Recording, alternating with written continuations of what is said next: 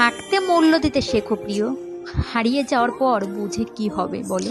পুরুষ মানুষ কেন হারিয়ে গেলে খোঁজে, আর বেঁচে থাকতেই বা কেউ কেন কিছু বোঝে না। আমার বউয়ের হাতের রান্নাটা ভালো ছিল না। ওর রান্নায় কোনোদিন নুন কম হতো, কখনো আবার মশলায় গন্ধ করতো।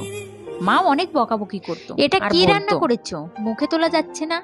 আমি না থাকলে তো আমার ছেলে না খেতে পেয়ে মরে যাবে। রেগে রেগে আমাকে জিজ্ঞাসা করতো কেমন রান্না হয়েছে, খাবারটা কি খাওয়া যাচ্ছে। আর আমি খুব নরম সরেই বলতাম হ্যাঁ, যাবে না কেন। ভয় পেতাম কিনা জানি না, কেন মিথ্যা বলতাম সেটাও জানি না। চাইলে বলতে পারতাম এভাবে নয়, ওইভাবে রান্নাটা করো, তাহলে ভালো হবে। কিন্তু আমি কোনোদিনও সেটা বলিনি।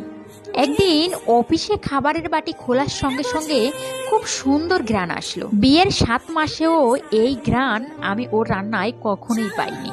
সেদিন খাবারটা খেতে এত ভালো লেগেছিল যে আরো 2 প্লেট খাবার দিলেও খেয়ে ফেলতাম এক নিমিষে। আবেগ ধরে রাখতে না পেরে আমি ওকে ফোন করলাম তখন, কিন্তু তখন হয়তো বলা উচিত ছিল আজ রান্নাটা দারুণ হয়েছে, এমন ভাবে রান্নাটা সব সময় করি। কিন্তু প্রশংসা করলাম না, কারণ আমার কাছে এই জিনিসগুলো খুবই বিব্রতকর লাগতো। আমি এবার স্ত্রীকে থ্যাঙ্কস, সরি, প্রশংসা কেন করতে যাব। রান্নাটা তার ডিউটি, ভালো করলে প্রশংসা করাটা আমার খুব একটা ভালো লাগে না।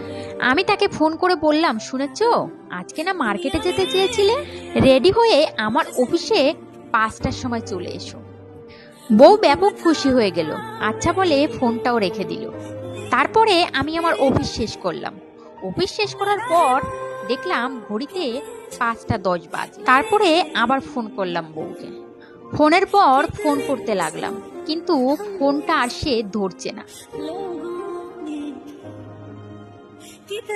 কোনো খবর না পেয়ে পরে মাকে ফোন দিলাম, শুনলাম ও অনেক আগেই বাড়ি থেকে বেরিয়ে গেছে। এরপর 6টা বেজে গেল, মনটা অস্থির হতে লাগা শুরু করলো।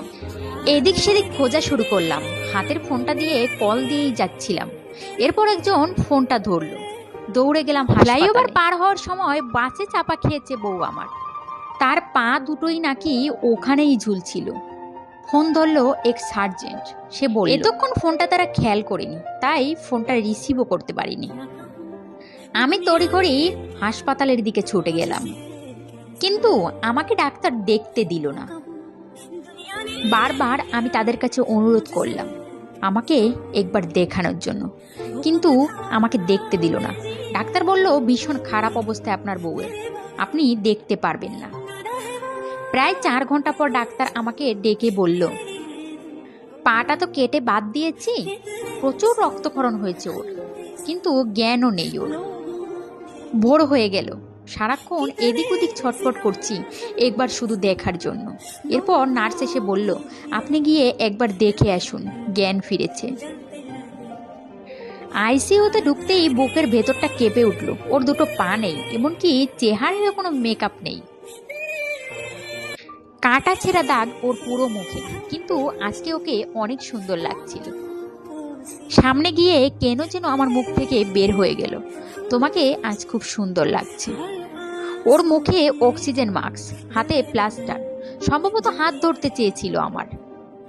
ইশারা করে কি যেন বলার চেষ্টাও করেছিল সে। 5 মিনিট থাকতে পারলাম না, নার্স আমাকে বের করে দিল। কে জানতো ওটা আমাদের শেষ দেখা হবে। এরপর বিকেলেই ওর শারীরিক অবস্থা খুব খারাপ হতে শুরু করে। আমার বউটা চিরদিনের জন্য বিদায় নিল আমার কাছ থেকে। 8 বছর হয়ে গেছে ও মারা গেছে। আমি হোটেলে খেতে বসলেই রাঁধুনিকে খুঁজে বলি, রান্নাটা অনেক ভালো হয়েছে, এমনভাবেই রান্না করবেন। আমার মনে হয় আমার মুখের ওই প্রথম আর শেষবারের মতো প্রশংসা শুনতেই আমার বউকে বাঁচিয়ে রেখেছিলেন ভগবান।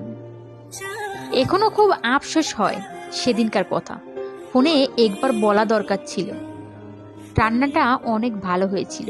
ভিডিওটি ভালো লাগলে একটা লাইক, কমেন্ট, শেয়ার করবেন।